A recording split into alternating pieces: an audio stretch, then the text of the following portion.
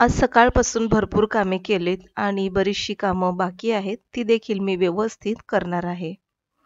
सगळ्यांकडे जातीने लक्ष दिलंय, अगदी स्वतःकडे दुर्लक्ष करून. तरी पण का मला असं वाटतं समोरचा व्यक्ती मला चुकीचं दाखवण्याचा प्रयत्न करतोय. कधी-कधी टोमण्यातून तर कधी-कधी सरळपणे अपमानास्पद वागणूक देतो. हे चित्र बऱ्याच घरांमध्ये आपल्याला दिसतं.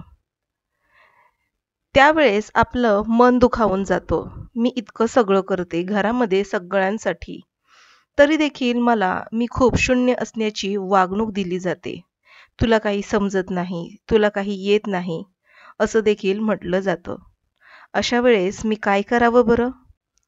असा मूक आवाज बऱ्याच घरातून येत असतो. अशा वेळेस स्वतःला सावरा, स्वतःसाठी थोडा वेळ द्या. स्वतःला थोडं-थोडं पॅम्पर करायला शिका. यासाठी आपण स्वतःला महत्त्व दिलं पाहिजे. आपण स्वतःला महत्त्व दिलं तरच समोरचा व्यक्ती आपल्याला महत्त्व देईल. यासाठी रोज सकाळी उठल्यानंतर मोबाईल हातात न घेता 5 मिनिटं डोळे बंद करून खोल श्वास घ्यायचा आणि स्वतःला आज दिवसभरामध्ये स्वतःसाठी मी काय करू शकते असे प्रश्न विचारा आणि त्याची एक लिस्ट बनवा आणि त्या वेळेप्रमाणे तुमच्या कामाचं नियोजन करा. ज्यावेळेस आपल्या अवतीभोवतीच्या व्यक्ती नकारात्मकतेचा सूर लावून आपल्याशी बोलत असतात, त्यावेळेस आपसुकच त्यांची नकारात्मकता आपली जी ऊर्जा आहे ती चोरून घेत असते. आणि म्हणून यांच्या बोलण्याचा जास्त विचार न करता आपल्या विचारांवर आपण नियंत्रण ठेवलं पाहिजे. कोणाच्या बोलण्याला किती महत्त्व द्यायचं हे आपणच ठरवलं पाहिजे, ना की समोरच्या व्यक्तीने. एखादी व्यक्ती जाणून-बुजून किंवा हेतुपुरस्सर जर आपल्याला काही बोलली, तर त्याला प्रत्युत्तर न देता थोडंसं शांत राहायला शिकलं पाहिजे.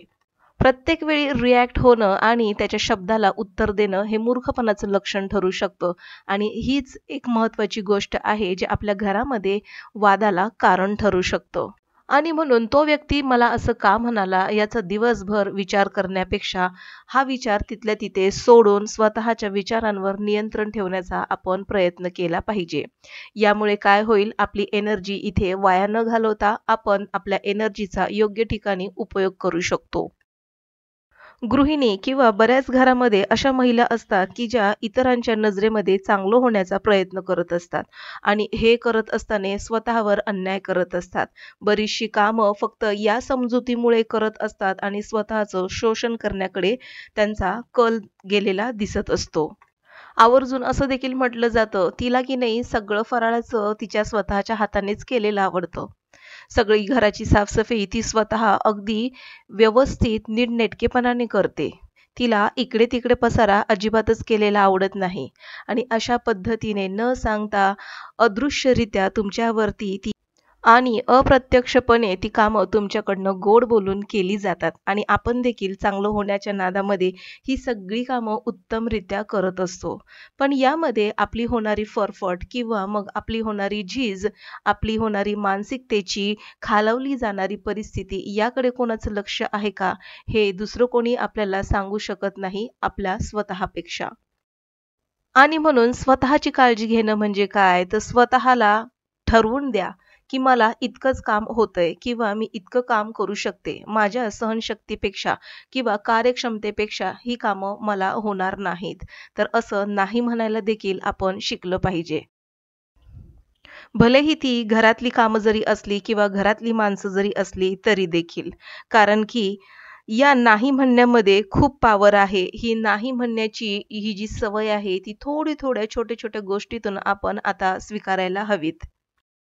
मी जर नाही म्हटले, तर समोरच्याला राग येईल किंवा मी जर नाही म्हटले, तर त्याला काय वाटेल? तो माझ्याबद्दल काय विचार करेल? हे असे विचार करणं सोडून द्या आणि याच नाही म्हणण्यातून स्वतःची किंमत थोडी-थोडी का होईना वाढवायला घेऊया. कारण जर तुम्ही नाही म्हटलं, तर ते काम तसंच पडून राहणार नाहीये. कोणीतरी येऊन ते काम करणार आहे आणि त्यामुळे त्या योग्य वेळेची तुम्ही वाट पहा. सतत असं म्हणणं, त्यांना हे जमणार नाही, तिला ते जमणार नाही, तो लहान आहे किंवा नको, यांना हे काम सांगितलेलं आवडणार नाही, असं म्हणून प्रत्येक ठिकाणी स्वतःला तुम्ही अवेलेबल ठेवता आणि त्यामुळे मी जर काम केलं नाही, तर ते बरोबर दुसरं कोणीतरी करून घेईल आणि त्या ठिकाणी तुम्ही स्वतःच हजर राहता आणि ती कामं करून घेता. त्यामुळे सतत स्वतःला अवेलेबल करणं किंवा ठेवणं हे तुम्ही स्वतःच योग्य वेळी थांबवा.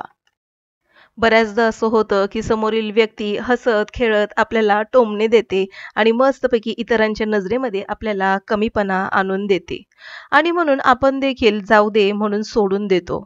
पण इतरांमुळे स्वतःवर त्याचा परिणाम करून घेत असतो.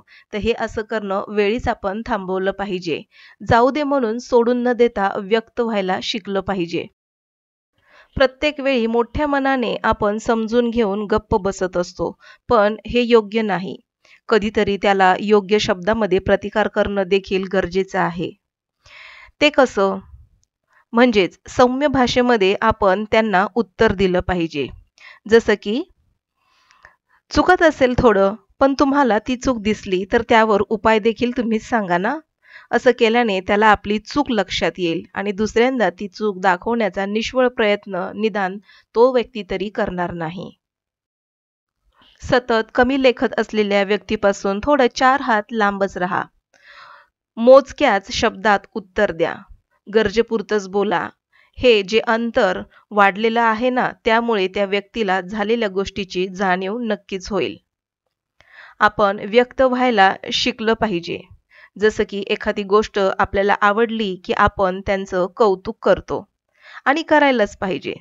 त्यासाठीच तर आपल्याला इतके सुंदर डोळे आणि सुंदर अशी वाणी दिलेली आहे. कौतुक करायला काही पैसे लागत नाहीत. हा एक असा गुण आहे जो आपल्या व्यक्तिमत्वात भर घालत असतो. जसं आपण कौतुक केलं तसंच ज्या गोष्टी आपल्या मनाला दुखावल्या जातात तिथे देखील आपण मोकळपणाने बोललं पाहिजे. जसं की हे मला आवडलं नाही, अशा पद्धतीने बोललेलं तुम्ही थोडा विचार करून बोलत जा. त्यामुळे देखील समोरचा व्यक्ती सतर्क होतो व आपल्याशी बोलताना विचार करूनच बोलेल यापुढे याची तो काळजी नक्कीच घेईल. काही व्यक्ती या अशा असतात की त्यांचा स्वभाव आपण नाही बदलू शकत. अशा वेळी मी सांगितल्याप्रमाणे 4 हात लांब राहा, त्यांच्या बोलण्याकडे दुर्लक्ष करा किंवा आपल्या कृतीतून आपल्या चेहऱ्यावरच्या हावभावावरून देखील तुम्हाला हे पटलेलं नाही हे तुम्ही व्यक्त करू शकता. आंब्याचं झाड हे फक्त आंबेच देतं, नाही का? ते पेरू, चिकू असले फळं देणार नाही. तसंच समोरच्या व्यक्तीचा जो स्वभाव आहे तो त्या स्वभावानुसारच राहणार.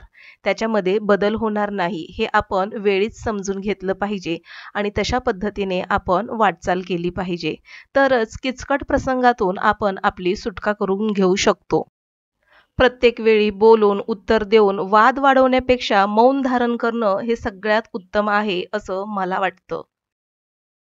बऱ्याच घरामध्ये महिला किंवा गृहिणी अशा कटू प्रसंगाला तोंड देत असतात आणि म्हणून त्या थोडंसं नाराज किंवा उदास मानसिकरित्या थोड्याशा खचलेल्या आपल्याला दिसतात आणि म्हणून स्वतःला आनंदी ठेवण्यासाठी या सगळ्या ज्या नकारात्मक गोष्टी आहेत त्याकडे थोडंसं आपण दुर्लक्ष केलं पाहिजे. दुर्लक्ष करता नाही आलं तर थोडंसं व्यक्त व्हायला देखील शिकलं पाहिजे.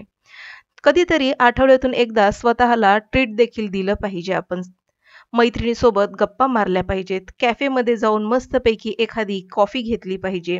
सोबतच आपला सेल्फ रिस्पेक्ट देखील वाढवला पाहिजे. तर या सगळ्या गोष्टी केल्याने नक्कीच तुमचा सेल्फ रिस्पेक्ट वाढायला मदत होईल. आणि हे सगळं एका दिवसातच शक्य नाहीये. आपल्याला कमी लेखलं जातं त्याची काही कारणं देखील आहेत आणि ही कारणं आपण शोधून काढली पाहिजेत. घरामध्ये आहोत म्हणून नुसतंच आम्ही बसून आहोत असं याचा अर्थ होत नाही. तुम्ही सकाळी जेव्हा उठता तेव्हा खूप छान असं फ्रेश तयार व्हा.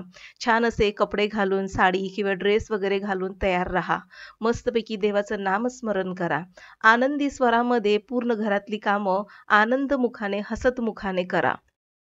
बऱ्याचदा असं होतं, की आपल्या मनावरती भरपूर दडपण आलेलं असतं, नकारात्मकता आलेली असते आणि कुठेतरी मन नाराज झालेलं असतं, डोक्यामध्ये विचार चाललेले असतात.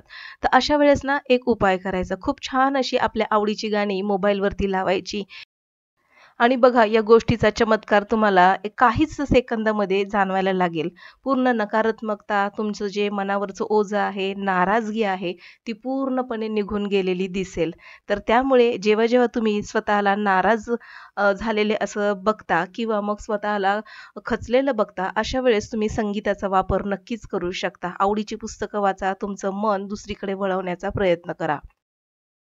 बऱ्याच जणांच्या बाबतीमध्ये असं होतं, नाही म्हणता न आल्यामुळे स्वतःच्या मनाची घुसमट होते आणि तिथं त्यांचं थोडंसं शोषण देखील झालेलं आपल्याला जाणवतं आणि दिसतं देखील. आणि म्हणून आजपासून ज्या गोष्टी आपल्या मनाला पटत नाहीत आणि जोर जबरदस्तीने आपल्याला मनाविरुद्ध करायला लागतात, तर त्या गोष्टीला आपण स्पष्टपणे नाही म्हटलं पाहिजे. कारण की नाही म्हटलं तर ते काम काही तसंच पडून राहणार नाहीये. ही देखील काळ्या दगडावरची पांढरी रेघ आहे. स्वतःला आपण एक छान अशी बाउंड्री लाईन देऊया. हा एक दरवाजा आहे जो ठरवत असतो. या दरवाजाच्या आतमध्ये कोण येणार आणि कोण नाही आणि कोणाला रोखलं जाणार. हा दरवाजा स्वतःसाठी आहे जो स्वतःचा वेळ, शांती, आरोग्य जपतो आणि म्हणून प्रत्येक वेळी प्रत्येकाच्या प्रश्नाला उत्तर देत बसू नका. तर आजच्या व्लॉगमध्ये बऱ्याचशा अशा गोष्टी मी तुमच्याशी शेअर केलेल्या आहेत, ज्यामुळे तुमचं खचलेलं मन आणि उदासीनता यातून तुम्हाला नक्कीच बाहेर काढतील. आजचा व्लॉग तुम्हाला 1% जरी आवडला असेल तर नक्कीच लाईक करा, शेअर करा आणि हो सबस्क्राईब करून बेल आयकॉन प्रेस करा. नमस्कार, मी सीमा. भेटू पुन्हा. तोपर्यंत बाय.